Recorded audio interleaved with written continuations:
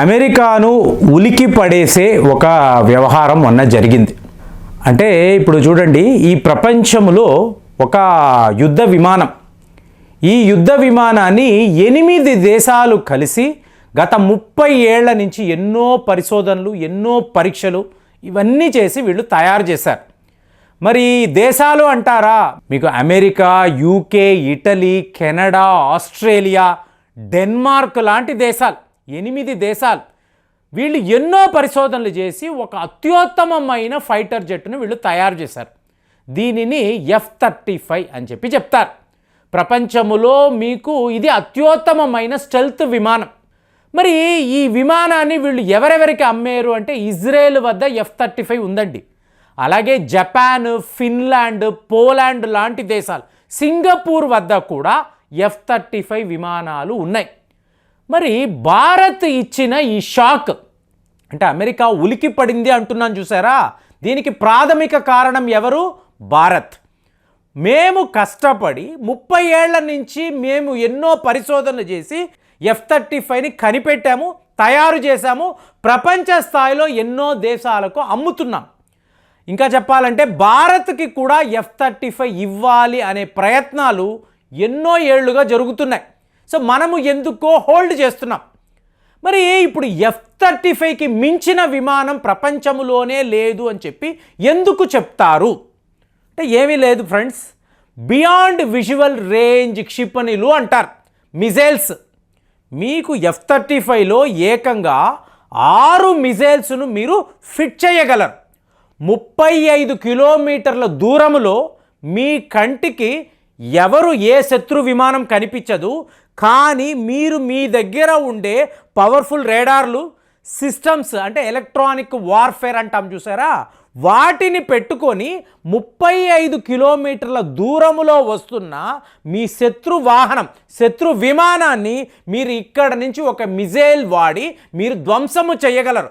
ఆ టార్గెట్ని మీరు డెస్ట్రాయ్ చేయగలరు. దీన్నే బియాండ్ విజువల్ రేంజ్ మిజైల్స్ అని అంటారు. సో ఇందులో F-35 ద గ్రేటెస్ట్ అని చెప్పి చెప్పుకుంటారు. అంటే అట్ ఎ టైం మీరు 6 మిజైల్స్ను కూడా వాడవచ్చు. అదే మీరు రష్యాను తీసుకున్నారనుకోండి, సుఖాయ్ 57 అంటారు. ఈ విమానాన్ని కూడా భారత్కి అమ్మాలి అని చెప్పి రష్యా వాళ్ళు ప్రయత్నాలు చేస్తున్నారు. ఎన్నో మీకు ఎయిర్ ఎక్స్పో షోస్ ఇక్కడ ఈ సుఖాయ్ విమానం యొక్క డెమాన్స్ట్రేషన్ చూపించి భారత్ కొంటుందా అని చెప్పి రష్యా వాళ్ళు ఎదురు చూస్తున్నారు. మనము లాస్ట్గా రఫేల్ విమానాలను కొన్నాం. సో ఇది చాలా పెద్ద బడ్జెట్ మనకు. కానీ ఇవాళ వార్త ఏమిటి అంటే, తేజస్ అనబడే ఒక ఫైటర్ జెట్, తేజస్ మార్క్ 2 అని అంటారు.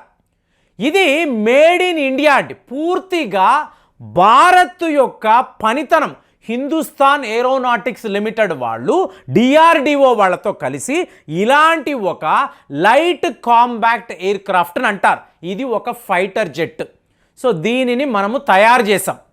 సో F-35 ఎక్కడ, తేజస్ మార్క్ 2 ఎక్కడ, కంపారిజన్ అన్నాం అనుకోండి, ఎక్కడా కూడా F-35 ముందు తేజస్ నిలబడదు.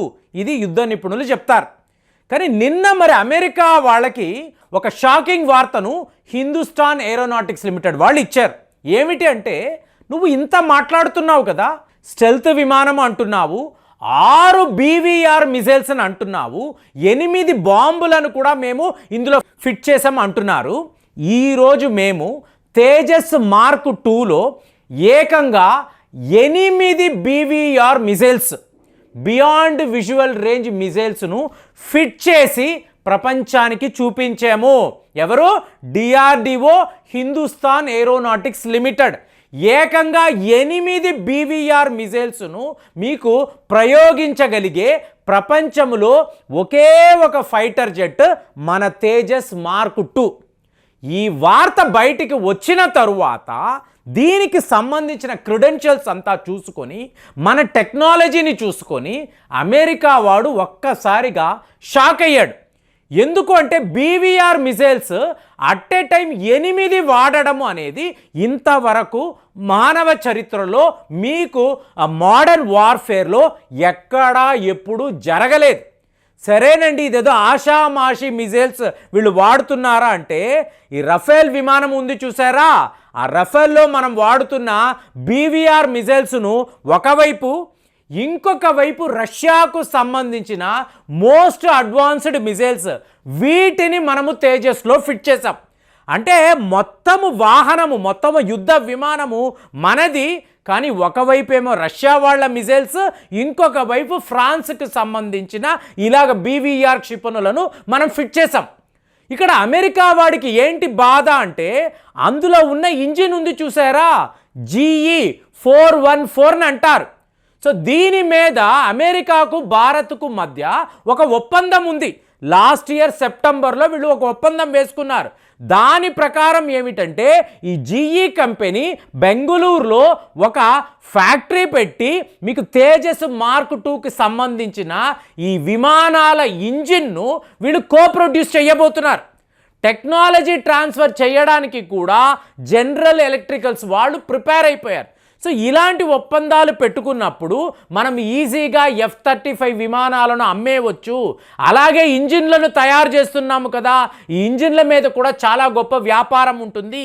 ఇదంతా కూడా అమెరికా వాడు వేసిన అంచనా.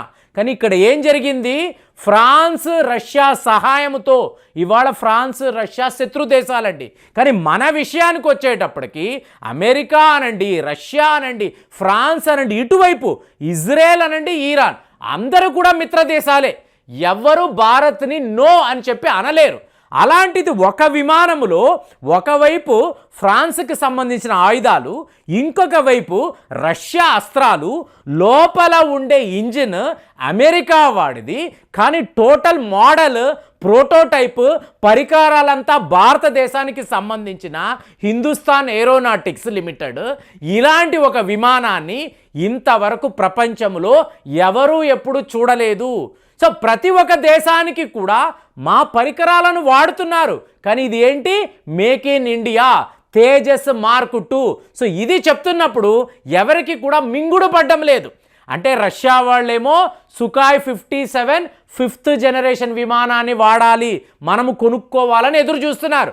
అమెరికా వాళ్ళేమో F-35ని ఏదో ఒక రకంగా భారత్కి అమ్మాలి అనే ప్రయత్నాలు వాళ్ళు చేస్తున్నారు. కానీ ఇక్కడ మనం ఏం చేస్తున్నాము, తేజస్ అనబడే మార్క్ 2 యుద్ధ విమానాన్ని మనమే తయారు చేసి, ఎవరూ చెయ్యని పని, ఏ దేశము ఇంతవరకు చెయ్యని పని, 8 బియాండ్ విజువల్ రేంజ్ మిజైల్స్ను ఫిట్ చేయడము, వీటి మీద టెస్టులు చేయడము.